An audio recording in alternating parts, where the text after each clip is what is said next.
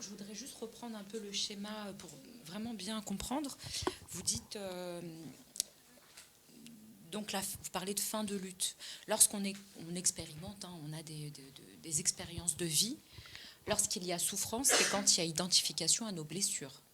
Tout à fait, c'est ça, tout à fait. C'est D'accord. juste. Et donc, à partir de là, donc on ne peut pas retrouver l'unité parce qu'on est en opposition avec nos zones d'ombre, qui sont nos blessures.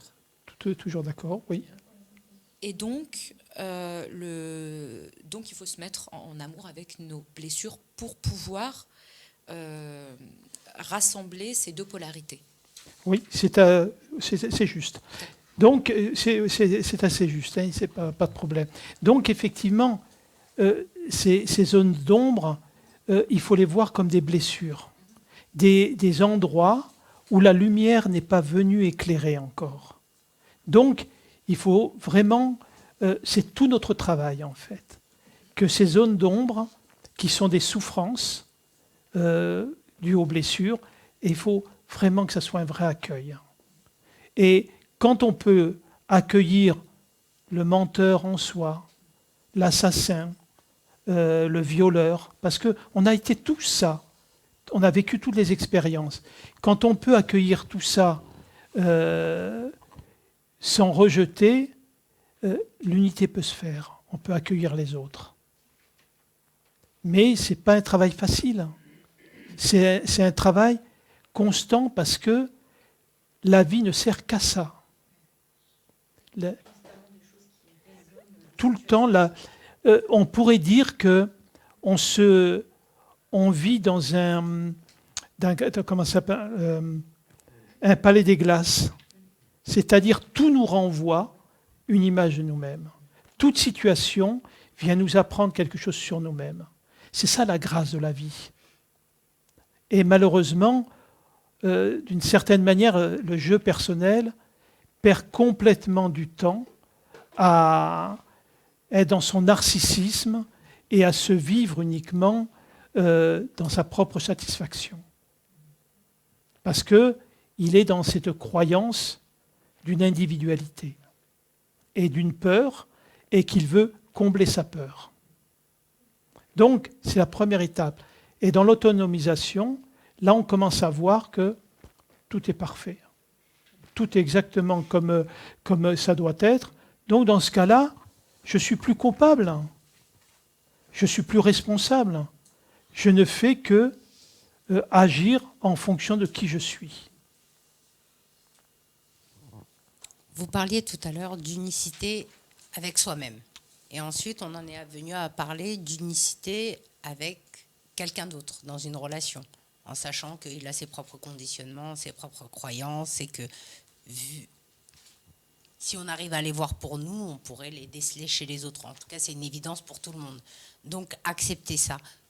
Et ensuite, vous avez parlé d'unicité à deux. Comment c'est possible?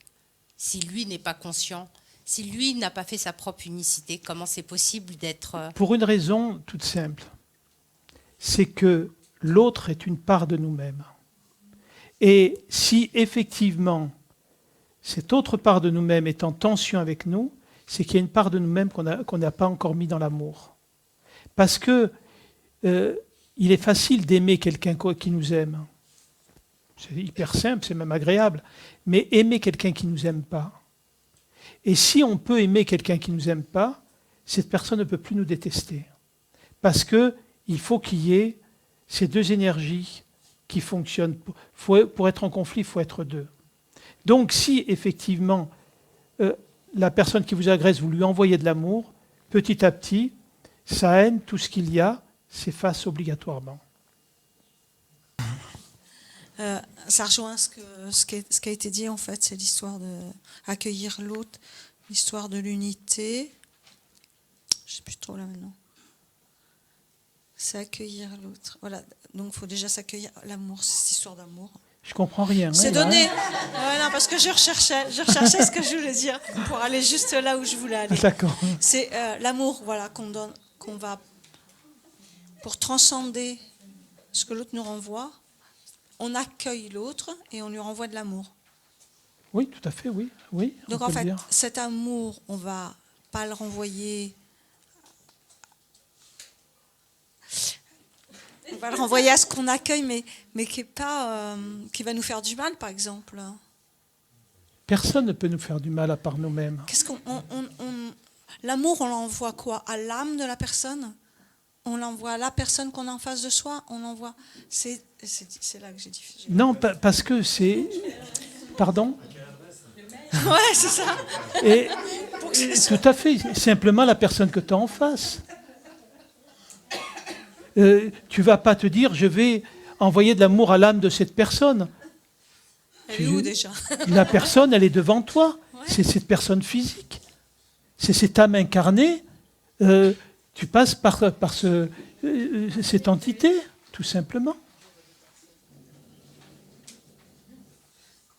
Tu vois?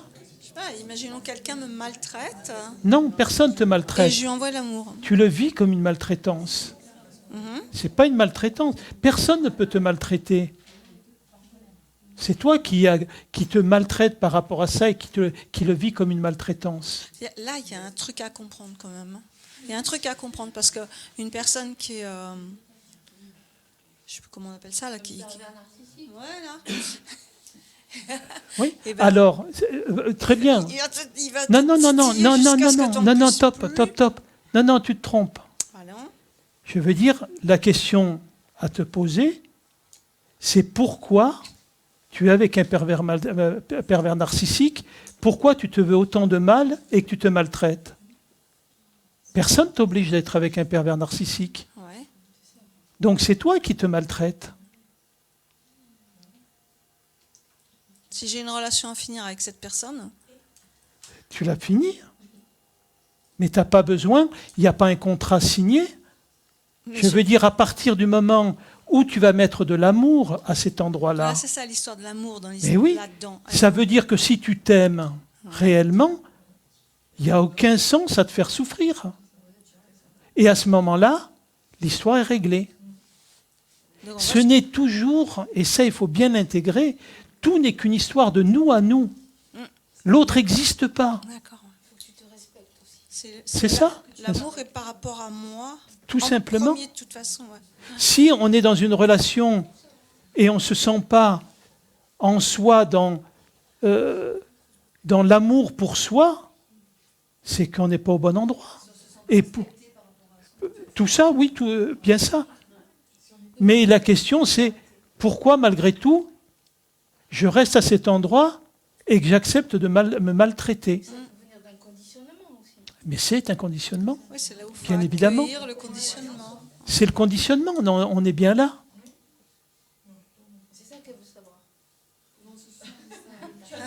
Mais on en a parlé de la blessure. C'est très simple. Est-ce que, prenons un exemple, tu allumes le gaz, tu mets la main dessus, oh mince, c'est chaud. Et tu laisses ta main. Ah, c'est très très chaud, ça brûle. T'enlèves ta main. C'est chaud, t'enlèves ta main. Donc, tu es dans une relation, tu ne te sens pas aimé. Donc, si tu ne te sens pas aimé, c'est que tu t'aimes pas, et tu t'en vas. Oui, c'est ça, je ne suis pas obligée d'accueillir l'autre. C'est pas accueillir l'autre. Tu accueilles l'autre, certes, dans ce qu'il est et dans ce qu'il n'est pas. Ça ne dépend pas de toi. L'exemple que tu as donné, c'est en fait, c'est plus, Tiens, prends-le. c'est instinctif, c'est voilà pour la main, d'accord. Bien sûr. Alors que là, c'est un autre mécanisme justement. Non, c'est un autre mécanisme.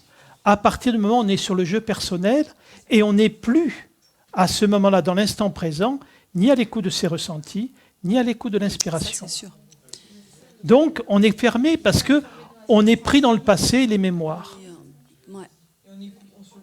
Et on se coupe, bien évidemment.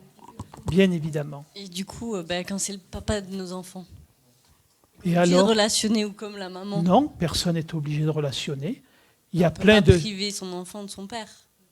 Je pense qu'il faut fonctionner différemment. Parce que si c'était un tueur en série, qu'est-ce que tu ferais? Je me barre. Bon, voilà. considère-le comme un tueur en série. Mais évidemment. Tandis que si effectivement, malgré tout ça, tu veux continuer à relationner, C'est là où je vais créer le- ce n'est plus par rapport à l'enfant, c'est autre chose qui est en jeu. C'est quoi? Tes blessures. C'est la blessure de l'abandon qui se met en place.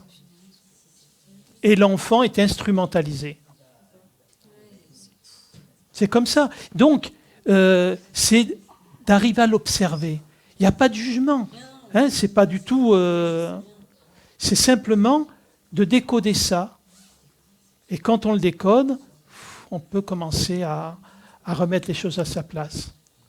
Donc on n'est Mais- pas obligé de et- relationner, même si. mais bien sûr que c'est la non. fratrie. Mais ce qu'il faut voir, c'est que quand on bascule et quand on va vers cette volonté, il y a quelque chose qui rentre dans une espèce d'intransigeance. C'est-à-dire, on ne se raconte plus d'histoire. Et c'est difficile. C'est difficile. Mais c'est comme Ça ça. peut être pire. On est tellement... Mais non, ça ne peut pas être pire. Quand on dit non, l'autre n'a plus de prise. Mais par contre, on doit, dans ce moment-là, dépasser nos profondes peurs, qui sont les peurs de toutes les peurs des blessures. Peur de l'abandon, toutes les blessures.